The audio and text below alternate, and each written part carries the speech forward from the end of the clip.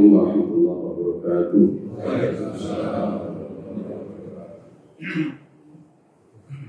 Bismillah, alhamdulillah, salatu wassalamu ala rasulillah wa alihi wa ashabihi wa man wala la hawla wa la quwwata illa billahi al-aliyyil azim.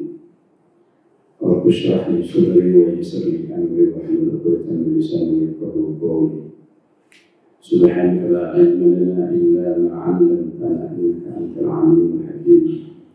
Allahumma ati nufusana taqwaha wa zakkiha anta khairun zakkaha anta waliyuha wa mawlaha. Amin.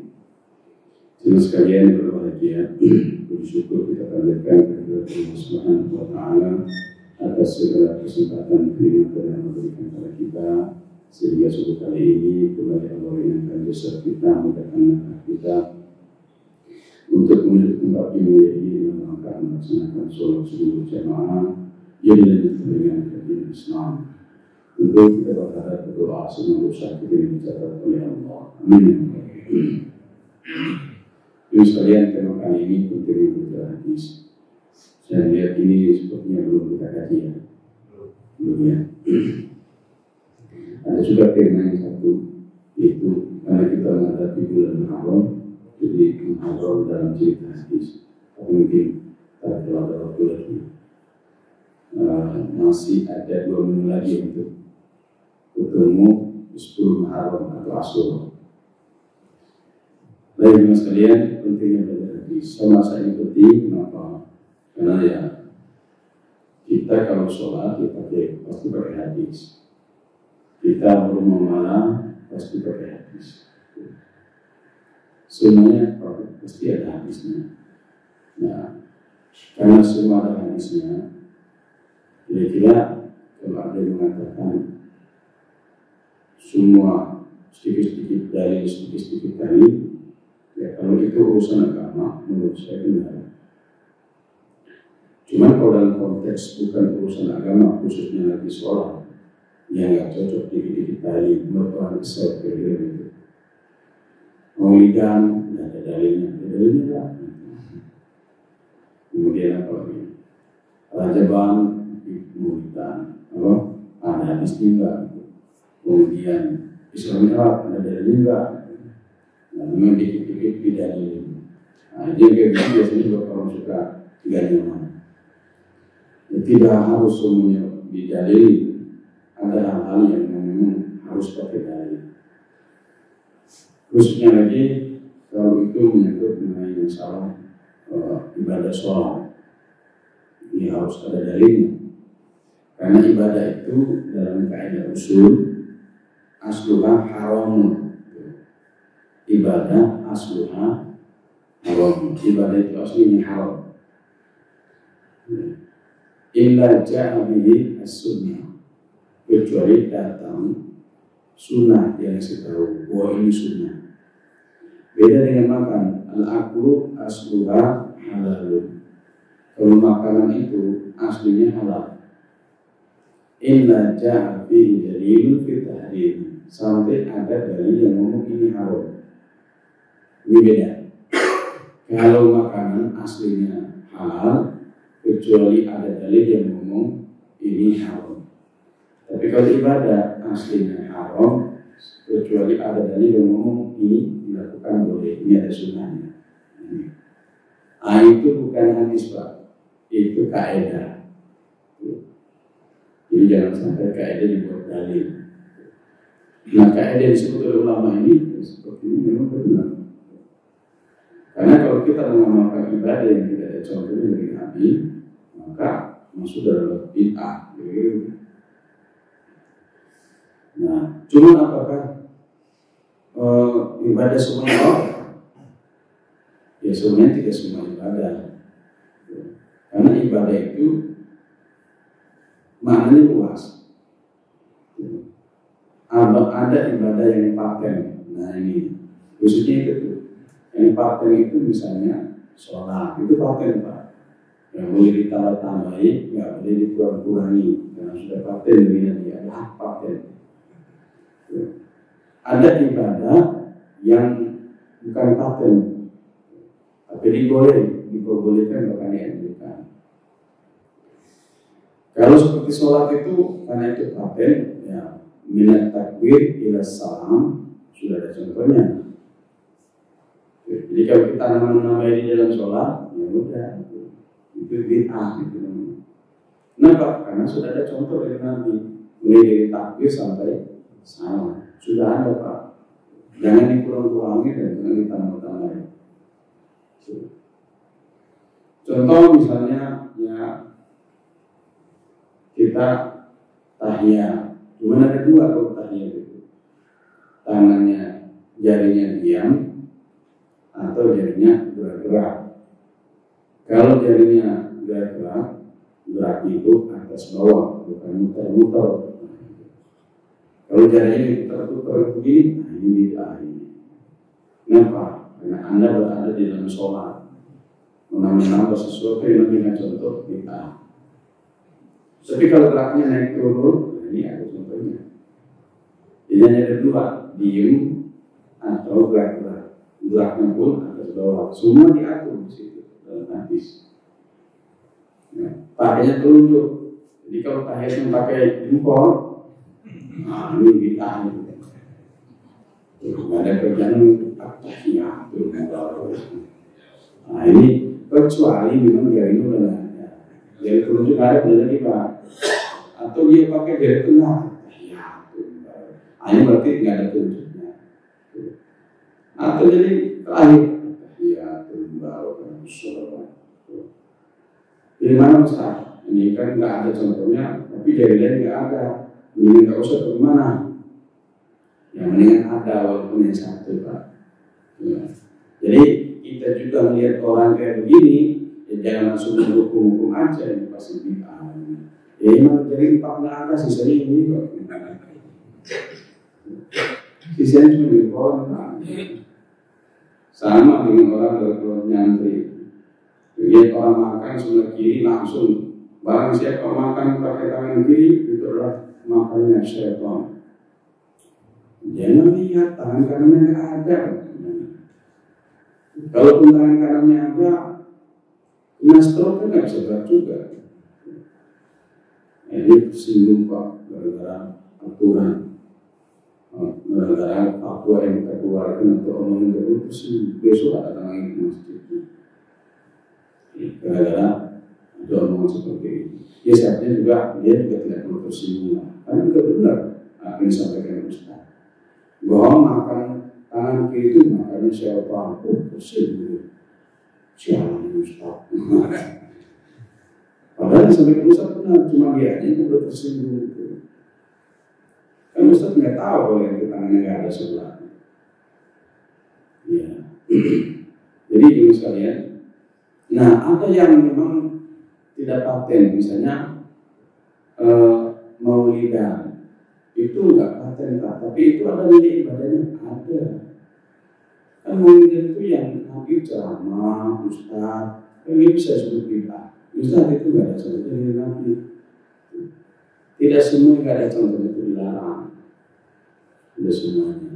Misalnya dalam hadis sebut man sanna fil Islami sunnatan, nah itu barang siapa yang melakukan sesuatu yang baik di dalam Islam, ya roha hasanatan, kemudian itu kebaikannya, maka dia mendapatkan pahala.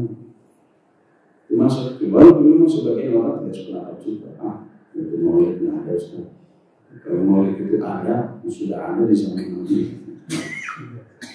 Indonesia itu Pak kreatif, itu dulu kita pahami.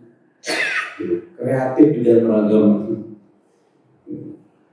Jadi sesuatu yang nggak ada bisa jadi ada di Indonesia. Saya waktu berada di Pakistan nggak ada, Sudan nggak ada, adanya di Indonesia Pak.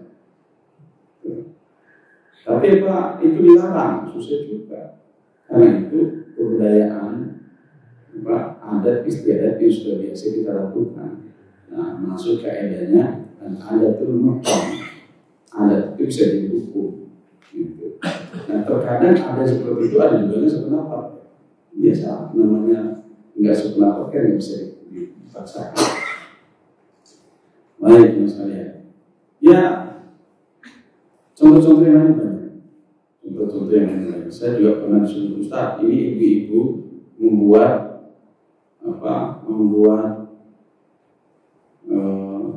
merayakan Isra Mi'raj.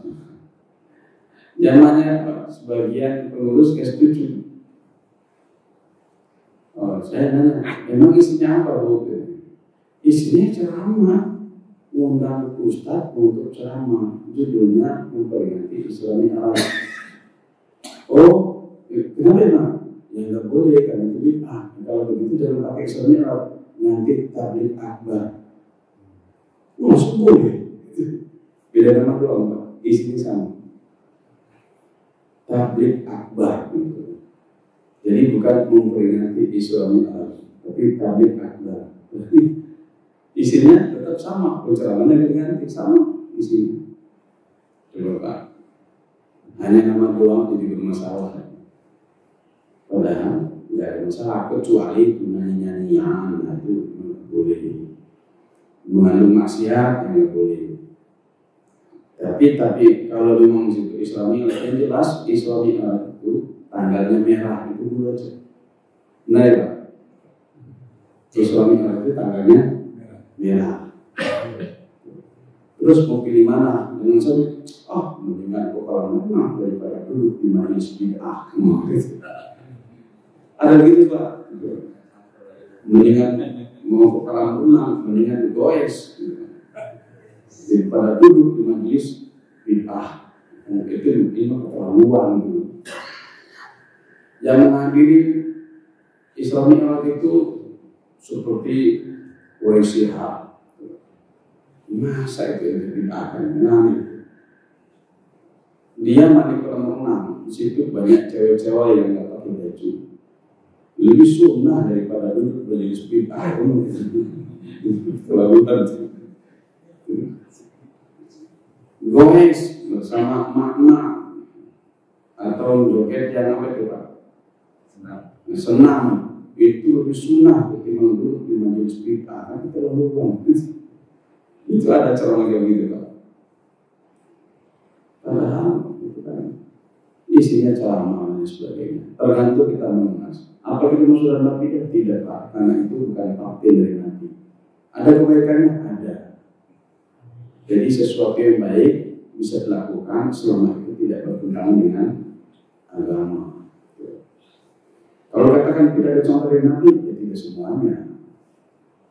Yang tidak boleh dilakukan itu ibadah-ibadah yang sudah paten itu dulu ya. Kalau kita paham ini sudah nyaman itu. Sama juga tahlilan Pak. Saya pernah bisa. Pak itu tahlilan kan nggak ada sunnahnya. Terus masalahnya apa? 3 hari, 4 hari, 3 hari, 7 hari itu kan amalan-amalan orang Yahudi. Ya kalau 3 hari Yahudi itu buat 4 hari. Saya segituin Pak.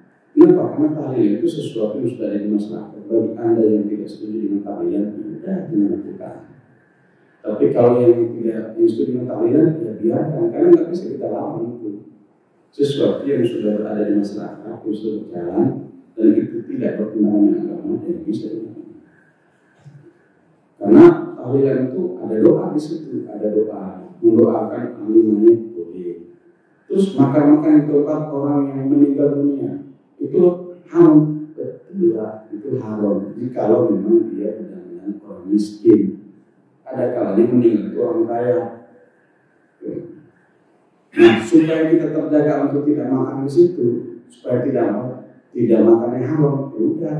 Jangan sampai gara-gara pemahaman mendatangi atau tahlilan yang tempat orang meninggal itu haram, akhirnya kita tidak datang takziah. Padahal takziah itu hukumnya sunnah. Orang meninggal nggak ada yang tahlil, nggak ada yang datang Pak, nggak ada yang takziah gara-gara takut haram. Nah ini siapa yang bersedih Pak? Maka sedih lah itu. Meninggal suaminya dia cuma sendiri, nggak ada yang berkunjung takziah. Coba Pak, kita pikirkan kita, seandainya itu terjadi pada kita. Betapa sedihnya itu. Padahal takziah itu hukumnya sunnah. Kapan batas takziah? Tidak ada batasnya Pak. Selama dia masih bersedih, maka selama itulah kita bertakziah. Dan hadisnya jelas sekali. Nah, Kalau dia itu adalah orang kaya dan dia niatnya infak, ya nggak masalah. Supaya kita tidak kena haram, makanya kalau takziah jangan tangan kosong. Bawa uang, bawa beras, gitu. Bawa makanan, sehingga kita bisa makan di sana, Pak. Itu solusinya. Jadi sampai kita nggak datang, akhirnya, nah ini dia semangat dengan kita nih. Akhirnya kita dimarahin orang. Nah, yang memahami bahwa tarian nggak ada, ya dia ceramah, silahkan, nggak masalah. Yang nggak benar itu gara-gara meninggal dunia, karena takut berpindah, tidak mau takziah,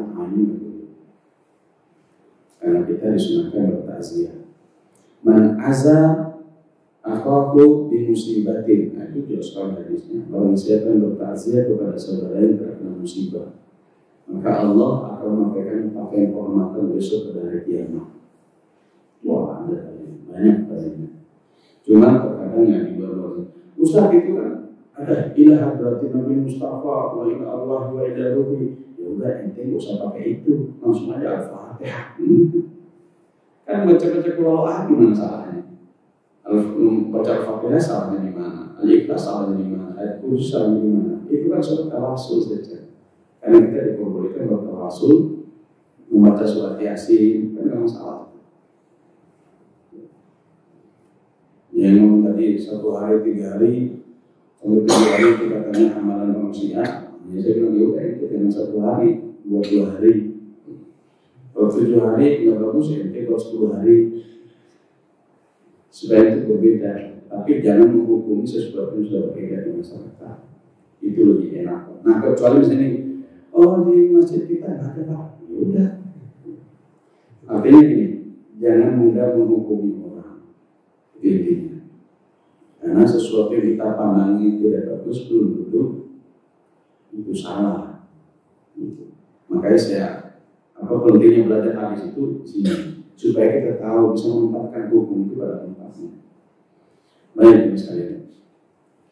Membuat hadis, apa hadis itu?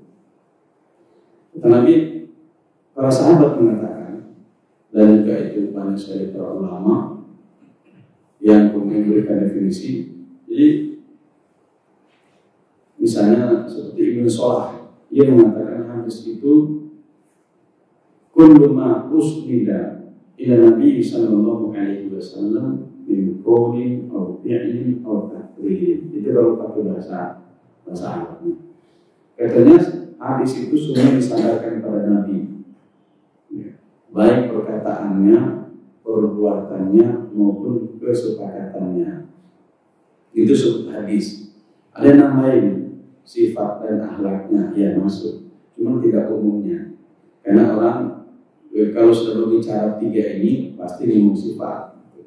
Makanya Ibnu Shalah mengatakan hanya ada 3 saja. Hadis itu semua yang disandarkan pada Nabi, baik perkataannya, perbuatannya maupun kesepakatannya. Kalau kesepakatan maksud Ustaznya, hakikatnya Nabi itu tidak bisa melihat kemungkaran. Jika kalau salah pasti ditegur oleh Nabi. Mas salah itu mas. Karena Nabi tidak bisa melihat kemungkaran, Pak, pasti ditegur. Beda sama kita. Lihat orang judi kita diam aja kan. Judi 2 pohon, diam aja, nggak berani tegur supaya dibalikin. Nah, ada yang bisa Pak negur, Pak, ada yang bisa. Zaman tabligh itu bisa dia datang, assalamualaikum, la ilaha illallah. Itu zaman tabligh bisa betul. Orang selain itu kayaknya nggak susah. Lihat orang judi paling hari gitu aja. Padahal itu kemungkaran tuh. Apalagi judi online, Pak. Ya contohnya aja, kenapa judi itu haram? Ini contohnya itu, kenapa haram? Jadi nggak usah ditanya, haram nggak Pak? Haram. Kenapa? Banyak mudaratnya. Tuh, ada yang mati, ada yang cerai, di Cianjur, maaf nih kalau ada Cianjur, banyak gugatan perceraian hanya gara-gara suaminya kecanduan judi online. Tuh. Jadi bapak-bapak yang punya kelebihan rezeki, mari diselamatkan. Siapa itu? Ya, orang-orang yang kena musibah. Maksud Ustaz apa ini? Bisa selamatkan istrinya kalau berani, bisa juga selamatkan keluarganya kalau punya banyak rezeki, ya kan? Bukan mendukung video lain Pak ya, karena banyak angka perceraian. Banyak Pak, saya tahu PN yang banyak sekali. Kebetulan kemarin saya juga baru nyampe Pak semalam jam 1 dari Sukabumi. Baik. Jadi kalau kita menghitung sekarang kita nggak belum tentu mampu Pak. Coba kalau kita mampu, masa Bapak ini judi, ya Pak. Atau kalau kita Pak, judinya tak dulu ya, sambung sekarang udah mau koma. Nah itu bisa nggak Pak gitu Pak? Assalamualaikum. Assalamualaikum Pak. Sebentar lagi mau koma, nanti setelah sholat judi lagi. Sholat aja dulu Pak. Ya sok itu bagus Pak. Termasuk cara yang bagus. Karena ada sahabat ya Rasulullah, si ini itu suka bermaksiat malam hari, tapi di subuh dia sholat jamaah ya Rasulullah. Jadi jadikan dia itu banyak maksiatnya, banyak berbuat haram, kemungkaran. Tapi kalau sholat berjamaah subuh dia datang. Apa kata Nabi? Sholatnya akan mencegah dia dari perbuatannya, gitu Pak. Jadi sholat itu mencegah dari perbuatan maksiat. Itulah inna sholata tanha anil fahsya'i wal munkar. Sholat itu mencegah perbuatan keji dan munkar. Jadi suruh aja sholat dulu. Lagi minum, oke kita lanjut ya, sholat aja dulu. Tapi ini jarang Pak. Kita paling nggak ada hari gitu. Kita sendiri sholat. Jadi jangan Pak Siti Aisyah pernah bertanya kepada Nabi, ya Rasulullah, apakah azab atau kami tetap diazab oleh Allah? Ya?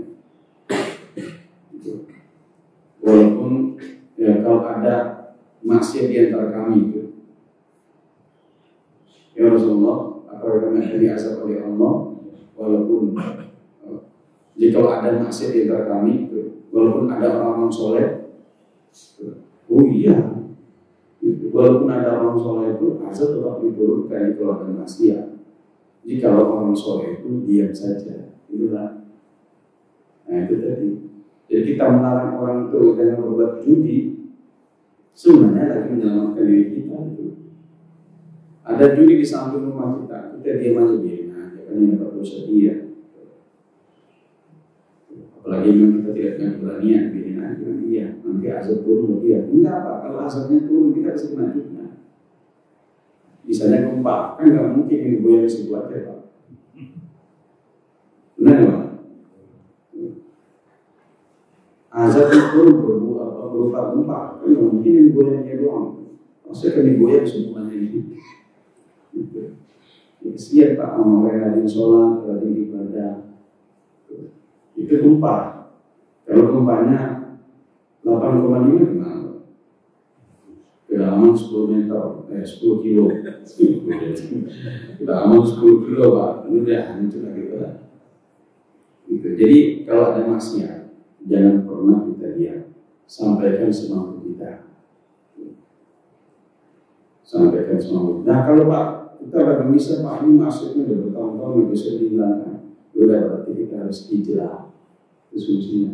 Kalau kita tidak hijrah, kita pasti akan kena azabnya. Baik. Saya contoh hadis Qolia. Nah ini. Saya pakai hadis Qolia biasa kita lakukan Pak ya. Ya. Ini. Rasul sallallahu alaihi wasallam bersabda dalam hadis riwayat Bukhari. Jadi saya katakan tadi hadis itu ada 3. Hadis itu semua disandarkan kepada Nabi, baik perkataannya, perbuatannya maupun kesepakatannya. Yang pertama perkataannya, yaitu sabdanya. Contoh hadis Bukhari, kata Nabi Sallallahu Alaihi Wasallam, "Uritu nar, aku diperlihatkan neraka." Ini hadis Bukhari Pak? Iya, karena ini dari Ibnu Abbas. Qala Nabi Sallallahu Alaihi Wasallam. Dari Ibnu Abbas, Nabi Sallallahu Alaihi Wasallam bersabda. Berarti ini adalah hadis Qolia. Pak, apa sih gunanya kita? Apa sih ngaruhnya hadis Qolia mau pilih ngaruh Pak dalam hukum. berpengaruh. Karena ada sesuatu yang boleh buat Nabi, belum tentu boleh buat kita. Gitu. Makanya itu juga penting. Kita belajar hadis qauliyah fi'liyah. Kemudian di dalam istimbat hukum ini sangat berpengaruh. Baik, uritu nar, aku diperlihatkan neraka. Namanya diperlihatkan Pak, berarti ada yang lihat ini Pak.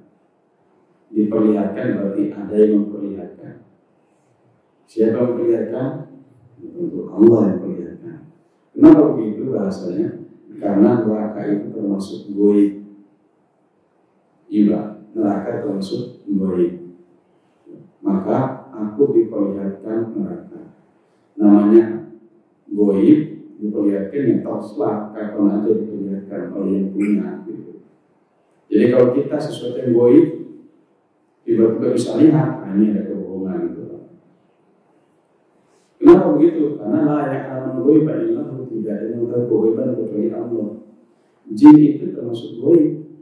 Jadi kalau kita bisa melihat goib, bisa melihat jin, gimana itu Pak?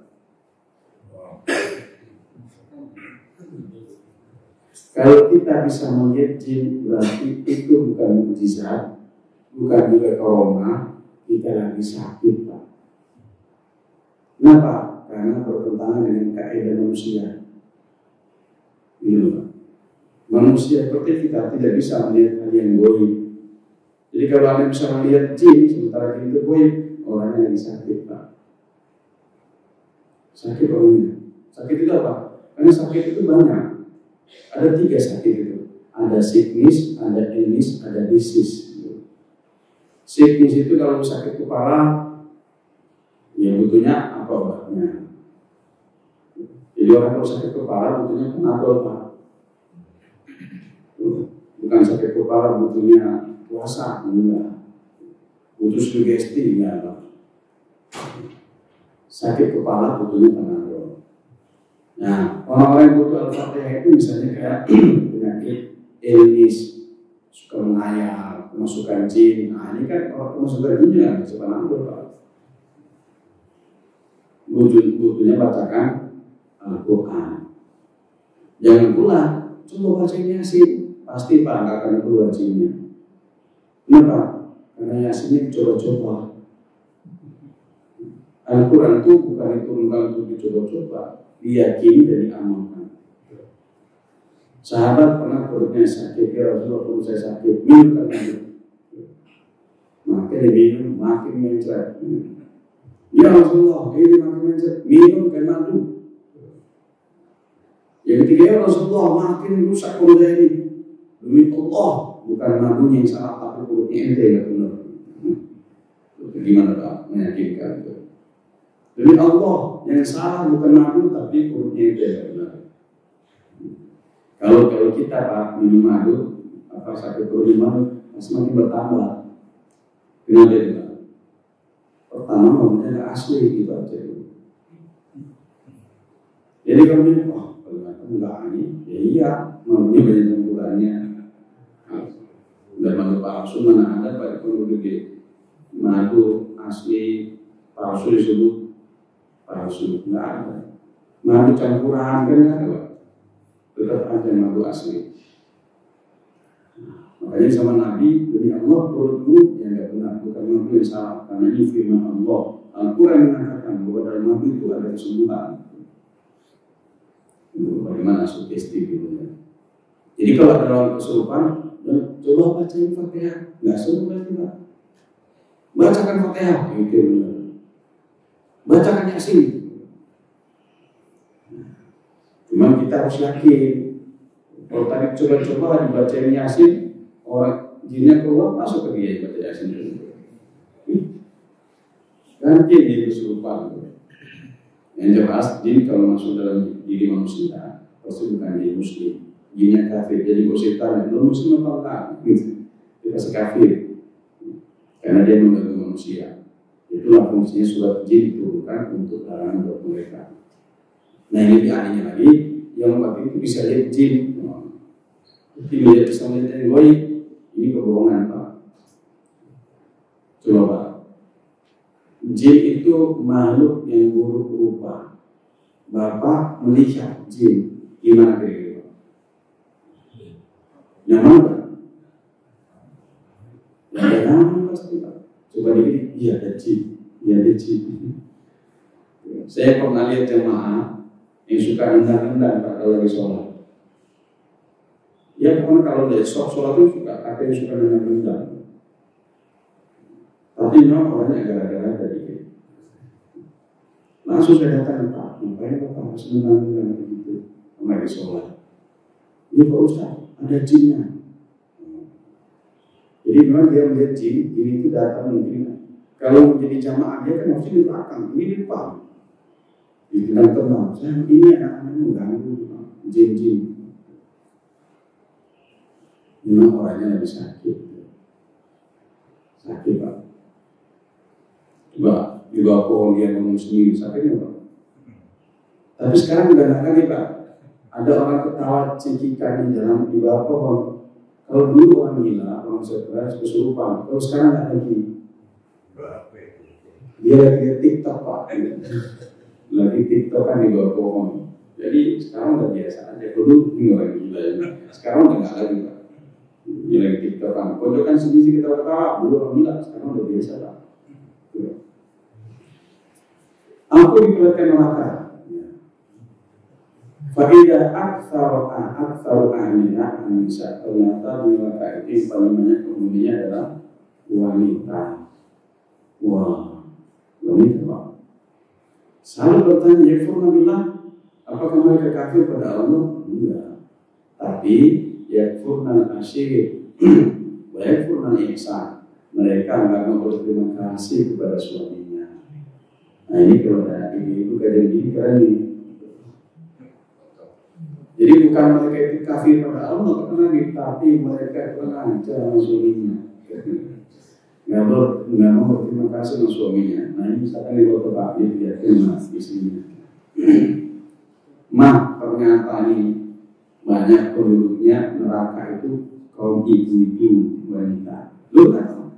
Nah ini karena nggak berterima kasih sama Papa. Gitu. Iya, tapi bapak-bapak juga jangan sampai gara-gara hadis ini dipikir, sini lu harus tunduk sama gua, hadis Nabi. Ya kasihan ibu tuh.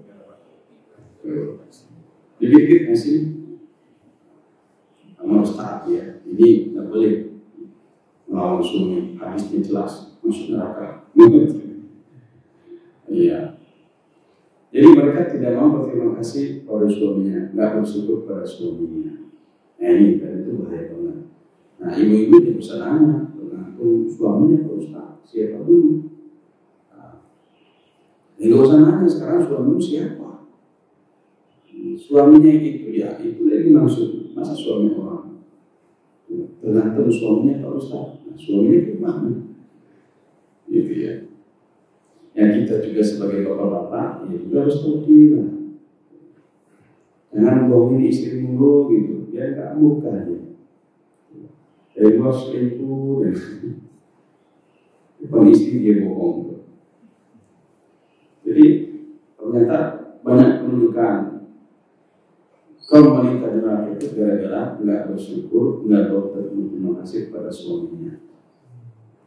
Lanjutan hadis ini, lau ahsanta ila ihdahunna dahar thumma ra'at minka syai'an qalat ma ra'aytu minka khairan qattu. Kalau seandainya kamu berbuat baik kepada mereka, setelah itu ada sedikit dari salahnya, buat salah sedikit, maka dia akan mengatakan memang bapak kurang ajar. Gak ada baiknya bapak. Gak ada baiknya sama mama. Padahal, Masya Allah, beliin rumah, beliin mobil, beliin baju, gara-gara WA kesulitan. WA kesulit masuk, sayang, waduh. Apa diinterogasi yang bisa-bisa sama dia? Cak ini, enggak. Padahal salah kiri gitu. Apalagi namanya diganti di situ. Ternyata ya, nama diganti itu diganti nama bapak-bapak gitu. Muhammad Adnan. Ternyata selingkuhannya. Jadi gara-gara kesalahan sedikit itu dia akan mengatakan memang Bapak nggak ada baiknya sedikit pun. Nah, jadi jangan sekalian, kalau ada istri kita marah seperti ini, ingat hadis ini aja. Udah minta maaf, udah sujud, ampun, susah, akan diingat. Dia akan ingat. Ini udah biasa, tapi kalau dia udah Bapak ingat dari hadis ini. Wah, sudah sesuai dengan hadis Rasulullah. Jadi jangan dilanjutin Pak. Maksudnya jangan diladeni, kan sudah tahu memang ibu-ibu begini orangnya. Ini kalau ini lihatkan insya Allah sudah sesuai dengan hadis. Mama, ya gimana? Pasti mama tidak akan pernah melihat Bapak ini terbaiknya. Ini hadis sudah sesuai. Orang sekarang ini doang kok. Dia ngomongin sampai berjam-jam, sampai ke tempat tidur, sampai besok pagi nggak ada sarapan. Gara-gara asal kiri. Baik, ini contoh hadis bahwa Nabi bersabda. Yang kedua, hadis fiqhiyah. Hadis fiqhiyah. Nah, ini Pak, ini menarik ini. Ini perbuatan Nabi yang diriwayatkan oleh Anas bin Malik. Kenapa Anas bin Malik suka meriwayatkan hadis tentang Rasulullah? Kalau persoalan keluarga, Nabi yang paling banyak meriwayatkan selain istri-istrinya adalah Anas bin Malik. Kenapa? Karena Anas bin Malik ini orang sahabat yang pernah diangkat menjadi anak, sehingga dia tahu tuh ketika masa kecilnya dia tahu. Makanya paling banyak meriwayatkan hadis untuk sahabat selain keluarga Nabi adalah Anas bin Malik. Kenapa? Karena dia tahu lingkungan Nabi. Dia selalu bersama Nabi. Kalau Abu Hurairah kan kemana-mana Nabi pergi. Kalau Anas bin Malik itu ada dalam rumah Pak. Makanya dia lihat. Nah, semua hadis-hadis yang berkenaan dengan kehidupan pribadi Rasulullah banyak diriwayatkan oleh Anas bin Malik. Ini contoh. Katanya, karena Nabi Sallallahu Alaihi Wasallam dulu Nabi yadur ala nisa'ihi fi sa'atil wahidatin min al-lail wal nahar. Nabi mendatangi istrinya siang dan malam dalam satu waktu. Wa hunna ihda asyara, dan ketika itu istrinya ada 11 orang. Dan kalau dipahami istrinya Nabi itu berumur 11 tahun. Makanya katanya wa hunna ihda asyara, ketika itu istrinya ada 11. Ada beberapa riwayat disebutkan Nabi itu istrinya 30. Yang masuk itu cuma 11 ini. Kola, kemudian rawi itu bertanya kepada Anas, kulkuli Anas, awal kami itu, Anas, gimana bisa itu? Nah itu punya istri 11, tapi mendatangi dalam satu waktu, bukan dikumpulin Pak ya, yang salah tafsir nih, punya istri 4, dan lipat, kayak itu maksudnya. Maksud ya dulu di sini apa? Mensegamai istrinya. Ya. Kalau kita kan isi satu kadang sebulan Pak ya, satu hari libur seminggu, kadang sebulan, ada 3 bulan, bahkan ada setahun. Kenapa itu? Ya itu berpengaruh dengan kekuatan fisik. Makanya sahabat ini bertanya, kalau kalian itu ya, apakah Nabi bisa 11 istri itu dalam seharian? Anas kemudian menjawab, kunna natahaddath annahu u'tiya quwwata 30. Kami selalu berbincang tentang itu bahwa Nabi diberikan kekuatan 30. Nah, dalam beberapa riwayat sebutkan arba'ina 40. Jadi quwwata arba'ina rajulan nabiyya, diberikan kekuatan 40 para nabi. Para nabi diberi kekuatan 40 orang beriman. Orang beriman diberi kekuatan 10 orang biasa, gitu loh. Jadi kalau Nabi Muhammad diberi kekuatan 40 para nabi. Para nabi selain Muhammad diberi kekuatan 40 orang beriman, Pak. Orang kita yang beriman diberi kekuatan 10 orang. Itu tafsiran. Itu jikalau dia beriman. Kalau nggak beriman, benar Pak. Nah itu Pak, makanya kalau kita feeling strong, apa yang kita lakukan? Makanya sholat, zikir, jangan berbuat maksiat. Karena berbuat maksiat itu membuat kita menjadi lemah. Percaya nggak Pak? Orang yang ahli maksiat itu lemah orangnya, Pak. Benar nggak? Contoh aja, mau saya kasih contoh ini. Kita nyolong, curi Pak, dikejar-kejar. Setelah itu datang menselami istri kita, emang bisa Pak? Ketangkap KPK, namanya muncul, ketangkap KPK. Kira-kira bisa nggak dia tidur Pak? Susah tidurnya. Terus bisa nggak menselami istrinya? Masih libur Pak, kenapa? Nggak ada syaratnya. Yang dia pikir dia tuh bisa ditangkap, dipenjara, macam-macam. Itu salah satu contohnya Pak. Dan kalau kita berbuat maksiat, insya Allah Pak, nggak itu dari segi syahwat itu udah nggak ada syaratnya. Jadi kalau kita berbuat maksiat, apalagi dari segi perbuatan yang lain ada. Makanya orang yang ahli maksiat itu banyak dosa itu kata kolesterol. Nah kalau kolesterol kuat, jangan berbuat maksiat, rajin baca Quran, rajin sholat, rajin puasa, pasti strong. Nggak usah diobat-obat yang aneh Pak. Apalagi jualnya online ya, Shopee lagi kuat. Obat kuat lewat Shopee. Caranya solusinya adalah rajin puasa. Makanya Nabi Daud puasanya hari ini puasa, besok enggak. Isinya 99 Pak. Coba bayangkan. Kita bisa bayangin aja Pak. Gimana tuh? Saya puasa sehari enggak. Ternyata puasa itu membuat strong. Ini Pak. Jadi kalau udah mulai lemas Pak, mulai lemah, enggak kuat, rajin puasa.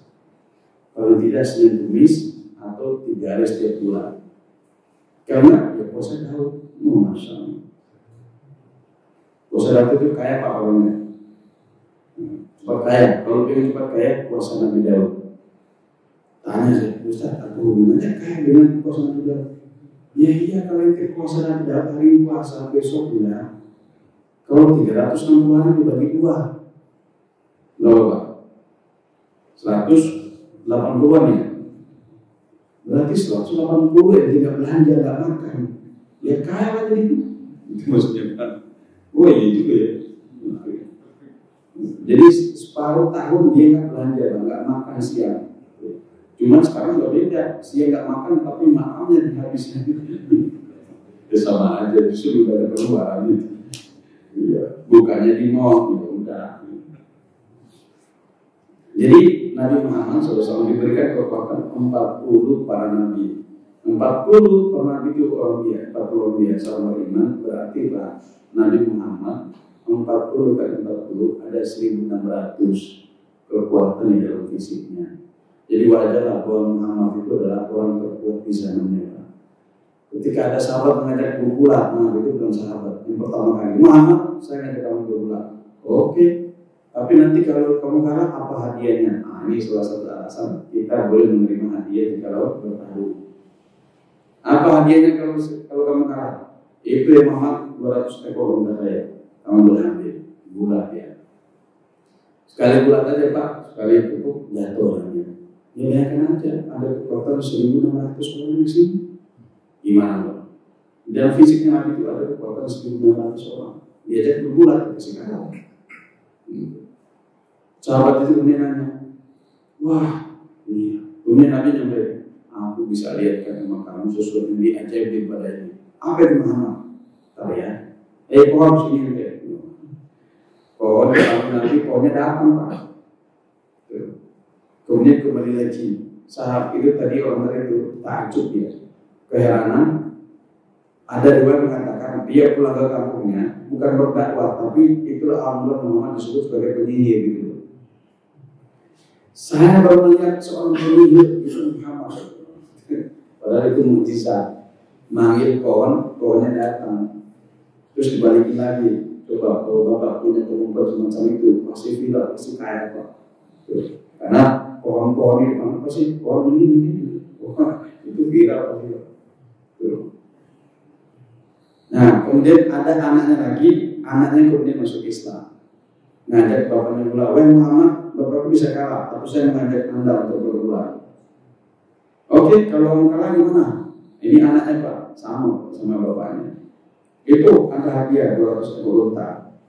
Dia aja berbulan, orangnya kalah, ini masuk Islam, bapaknya enggak. Itu sejarah.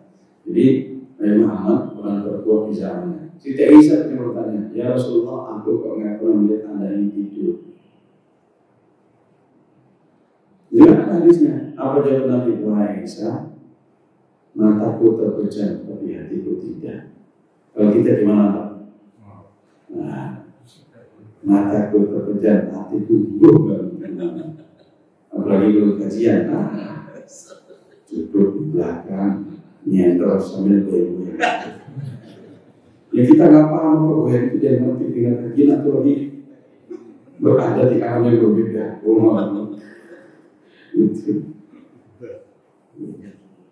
Ya itu. Nah, ini bagus Pak, ketimbang dia ke rumah. Jadi walaupun ngantuk-ngantuk, tapi dia duduk sini ibadah. Tidurnya ahli orang Islam itu ibadah. Apalagi tidurnya lagi dengan kajian, Masya Allah. Kan lebih bagus Pak daripada dia pulang. Kalau pulang itu udah dapat kajian, tidur pulang. Baik, jadi Masya Allah, Rasulullah diberikan kekuatan 1.600 manusia di dalam dirinya, pasti kuat. Jadi jangan ditanya Rasulullah atau enggak. Itu yang kemudian Anas mengatakan, dulu kami membantu itu bahwa beliau dengan kekuatan sekian orang. Itu bayangkan Pak.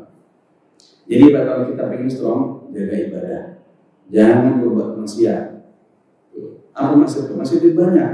Ada maksiat fisik, ada maksiat mata, macam-macam. Yang khamar, peminum, pasti nggak strong Pak. Dia berkuatan, cuma dia nggak strong. Kenapa? Karena itu berbuat maksiat. Intinya jangan berdosa. Rajin ibadah. Apa sahabat nggak pernah berdosa? Ada bahkan sahabat rata-rata masuk Islam di akhir.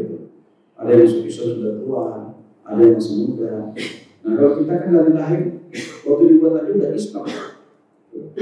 Jadi seharusnya kita lebih strong gitu. Ternyata dalam 1002 perjalanan kita bedanya kalau sahabat lepas dari maksiat setelah mereka Islam, kalau kita masih tetap berbuat maksiat dalam keadaan Islam, bedanya. Gitu. Nah, jadi sekalian, contoh seperti ini adalah hadis yang perbuatan Nabi SAW. Nah, ada lagi satu hadis tentang perbuatan Nabi, perbuatan sahabat yang Nabi lihat tapi Nabi nggak melarang. Contoh nih, Qulna kata Anas, nusolli ala ahli Nabi sallallahu alaihi wasallam rak'ataini ba'da ghurubi syamsi qabla salatil maghrib. Qul kana yarawna nusallihima falam ya'muruna falam yanha. Dulu kami sholat maghrib. Ya, sholat 2 rakaat sebelum sholat maghrib.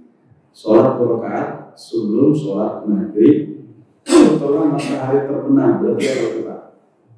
Sholat sunat qabliyah maghrib. Nabi nggak pernah ngamalin juga, tapi sahabat melakukan. Nabi melihat kami, Nabi nggak melarang, nggak juga menyuruh. Itu disebut hadis takririah itu. Sahabat melakukan, Nabi lihat dan Nabi tidak larang. Artinya boleh. Jadi kalau ada orang sholat sunat qabliyah maghrib, ada apa? Contohnya, jangan dibilang bid'ah. Yang nggak bagus itu lagi kajian begini datang langsung sholat di sini, ini nggak bagus. Bid'ah nggak Ustaz, nggak bisa, tidak bisa disebut bid'ah, cuman ya kurang etis aja. Lagi kajian sholat itu, nah Ustaz, tahiyatul masjid, bukan susah nih kita. Mana kita dahulukan orang sholat atau kajian dilanjutkan nih, begitu. Atau ya orang di sholat dia ngaji di sebelah. Alhamdulillah minasyaitonir rajim, sholatnya besar. Sementara di sampingnya ada orang sholat, mana yang didahulukan itu? Ya, karena sama-sama sunnah itu. Saya ngaji sunnah, Anda sholat kaki juga sunnah bos. Nah, jangan saya mengganggu. Ya harus juga. Yang ngalah harusnya ngaji Pak. Karena kalau orang sholat pasti baca Quran. Orang baca Quran belum tentu sholat. Jadi ngalah tuh jangan sampai bersabuah gitu. Jadi gitu Pak, jadi berisik. Kemudian membuat tetangga kita tidak nyaman. Jadi ada perbuatan sahabat yang kemudian bisa menjadi dalil buat kita. Perbuatan sahabat. Jadi sholat sunnah kemudian maghrib tidak pernah dilakukan oleh Nabi, dilakukan oleh sahabat, itu disebut hadis takririah. Nah, sedikit lagi saya tambahkan tentang hadis fi'liyah. Bila saya tambahkan sedikit, perbuatan Nabi ini menariknya. Ya, ini perbuatan Nabi, tapi ternyata bentrok Pak. Kok bisa bentrok? Sekali lagi Pak, hadis sebenarnya nggak pernah bentrok. Yang bisa bentrok itu perawinya. Kalau bisa gitu Ustaz, ya namanya perawi itu kan murid. Murid itu kadang ngantuk kalau lagi belajar, kadang nggak masuk. Ya, tentu hanya kalau lagi ngantuk pasti pemahaman beda Pak, bedanya nggak ngantuk. Pas dia ngantuk bangun, kedengaran sama Ustaznya haram, oh haramnya. Padahal kalau saya bahas ada halalnya juga. Makanya hati-hati kalau belajar hadis harus konsen. Kenapa? Supaya jangan sampai salah paham. Gitu. Nah ini contoh hadis tentang fi'liyah Nabi, perbuatan Nabi, tapi bentrok. Satu hadis diriwayatkan Imam Bukhari, kata Huzaifa, "Ata Nabi sallallahu alaihi wasallam subata qaumin fabala qa'iman." Nabi pernah mendatangi tempat rombongan sahabat pipis sambil berdiri. Berarti pipis berdiri boleh Pak. Ini gak usah pakai tafsir Pak, tafsir bukan begitu. Hadisnya jelas, kalau hadisnya jelas nggak usah pakai tafsir. Wah itu hadis yang to'il tidak bisa, itu boleh kalau dibolehkan. Hadisnya sahih, Nabi pernah mendatangi tempat pembuangan sampah dan pipis sambil berdiri. Dia jelas Pak. Ini artinya bahwa Nabi pernah pipis berdiri, berarti jadi contoh buat kita. Pipis berdiri boleh Pak. Nah, hadis di bawah riwayat Ibnu Majah dan disahihkan oleh para ulama. Dari Siti Aisyah, kalau di atas Huzaifa, kalau yang ini Siti Aisyah, apa kata Siti Aisyah? Man haddatsaka, siapa yang ngomong, yang ceritakan pada kamu, anna Rasul sallallahu alaihi wasallam ala qa'iman, bahwa Nabi pernah terus berdiri, please. Kalau tusuk ibu, jangan dibenarin, bohong itu. Ana wa itu qa'ilan, aku enggak pernah lihat Nabi pipis kecuali pas duduk. Nah, ini bentrok. Bentrok ya? Satunya hadis Huzaifa, Nabi mengatakan Nabi pernah pipis berdiri. Hadis juga mengatakan Siti Aisyah mengatakan Nabi enggak pernah pipis kecuali duduk. Bentrok enggak? Solusi yang pertama hadis ini dua-dua sahih. Hadis ini dua-duanya sahih. Karena hadis sahih itu ada 7. Ada 7. Riwayat Muslim, riwayat Bukhari. Yang ketiga, hadis yang diriwayatkan menurut mereka berdua atau ada di antara mereka berdua disebut muttafaqun alaih juga. Muttafaqun alaih berarti hadis itu ada di Bukhari dan Muslim. Yang keempat, hadis yang diriwayatkan menurut jalur Bukhari. Yang kelima, hadis yang diriwayatkan menurut jalur Muslim. Yang keenam, hadis yang diriwayatkan pakai jalur mereka berdua, guru-guru mereka berdua. Yang ketujuh, hadis yang disepakati oleh ulama akan kesohihannya. Nah, yang terakhir itu hadis yang disepakati ulama, wah ini sahih. Nah, karena hadisnya sahih, ya nggak bisa salah satunya digugurkan, nggak bisa. Dua-duanya boleh dipakai. Nah, kenapa bisa bentrok? Ya logikanya masuk Pak. Ya kan Huzaifa nggak mungkin melihat Nabi pipis dalam kamarnya Pak. Benar nggak Pak? Assalamualaikum Siti Aisyah, Nabi mau gimana? Ada di toilet, Mas aku lihat ada pipis, kan nggak mungkin. Begitu pula Siti Aisyah tidak selamanya bersama Nabi di luar. Makanya Huzaifa meriwayatkan apa yang ia lihat di luar, Siti Aisyah meriwayatkan apa yang ia lihat di dalam rumahnya. Tidak ada yang terang Pak. Tapi mana bentrok? Karena dua-duanya bentrok dalam segi mana, maka kaidah idza ta'arada bainal haditsaini faqad istidlal. Jika dua hadis ini dua-duanya hadis sahih dua-duanya bentrok, maka tidak boleh menjustis salah satunya paling benar. Dua-duanya boleh diamalkan. Karena dua-duanya boleh diamalkan, nah kita sedang lihat Pak. Kalau semuanya pada berdiri, ya kita jangan duduk sendiri. Nah, percikannya nanti kita. Kalau semuanya pada duduk, ya kita jangan berdiri sendiri. Nah, lihat aja kalau aturannya berdiri, berdiri ada hadisnya. Wah, pipis berdiri nggak sopan nih.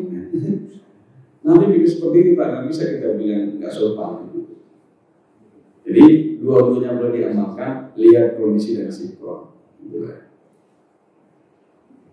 Nah, termasuk minum berdiri Pak. Ini hadis Sahih Bukhari. Kata Ali, Ali yang pernah datang dan berdiri pada pintu Rahbah, lalu dia minum sambil berdiri. Setelah itu ia berkata, sesungguhnya orang-orang merasa benci bila salah-salah dari kalian minum sambil berdiri. Padahal aku pernah melihat Nabi SAW melakukannya sebagaimana kalian melihat aku saat ini. Yaitu Ali minum sambil berdiri. Nah, minum berdiri ada dalilnya. Hadisnya Bukhari. Gimana Pak? Selama ini kan, ya boleh, nggak sopan. Padahal boleh Pak. Ya, kalau boleh begini, maka melihat sikon kondisi. Kalau semuanya pada duduk, ente jangan berdiri sendiri. Nah, ya Bapak ya, ini juga sunnah. Saya berdiri sendiri Pak minum. Atau semuanya pada berdiri, dia sendiri duduk itu. Maaf ya Bapak, ini sunnah. Enggak sunnah. Hanya sunnah itu jadi jelek Pak pada kita. Ya artinya kalau ini boleh, ya Anda jangan mendatangkan sendiri yang berbeda. Nanti membuat bentrok. Jadi hadis ini menunjukkan bahwa minum berdiri juga ternyata ada dalilnya boleh. Nah, selama ini kita mungkin sama orang-orang atau sama anak kita sudah melarang. Nah, dengan perumahan, kalau siapa yang minum berdiri, tenggorokannya tidak bisa menyaring menurut temuan. Ya kan? Ada temuan dari kesehatan orang yang minum berdiri itu tidak bisa kesaring. Ya nggak bisa gitu. Nabi kemudian tidak bisa kesaring, tidak bisa. Temuan manusia tidak mutlak kebenarannya. Itu penelitian. Bisa jadi iya, tapi tidak bisa dipercaya seluruhnya. Kenapa? Karena itu manusia. Nah, hadis Nabi harus dipercaya karena hadis Nabi lebih benar daripada jalannya matahari dari timur ke barat. Karena matahari suatu saat dia bohong Pak, munculnya dari barat. Nah, termasuk makan Pak, hadis soalnya termasuk tuh. Kami kata Ibnu Umar makan pada zaman Nabi Sallam sambil berjalan dan kami minum sambil berdiri. Coba, ada dalilnya. Nah, cuman memang dalam pelajaran tidak etis ya kita tinggal melihat sikon. Ini saya maksud gini Pak, kita ini kok terlalu mudah menyalahkan orang. Padahal kita belum baca. Sebenarnya kita pelajari dulu apakah ini boleh atau ini ada dalilnya. Kalau nggak ada dalilnya, ya jangan mudah melarang. Wah ini nggak sopan, apalah Ustaz kok minum berdiri. Nah itu Ustaz kok nonton bioskop. Padahal Ustaz manusia Pak, dia punya anak, punya istri, butuh jalan-jalan. Maunya jamaah itu Ustaz itu ke masjid. Ustaz kok pakai jeans. Nah namanya Ustaz itu manusia butuh jalan-jalan. Ustaz kok datang ke Ancol. Kayaknya bagi jemaah itu Ustaz namanya malaikat. Padahal dulu Pak Ustaz itu manusia, dia butuh nonton bareng Pak, nonton bola, dia butuh jalan-jalan, butuh apa lagi Pak? Butuh ke Ancol, butuh taman mini, butuh mandi kolam, dia Ustaz, bukan malaikat. Kadang jemaah Ustaz, wow Ustaz nonton bioskop, salahnya di mana? Jamaah kalau nonton bioskop Ustaz nggak boleh, ini jadi aneh. Jamaah boleh ke Ancol, Ustaz nggak boleh banget.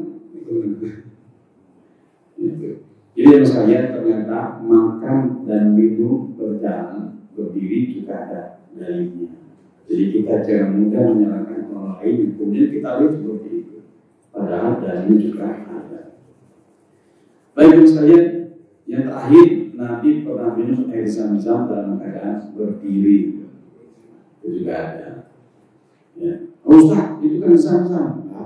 Apa masalahnya? Emang Zam-Zam dikunyah? Kan minum Pak Zam-Zamnya.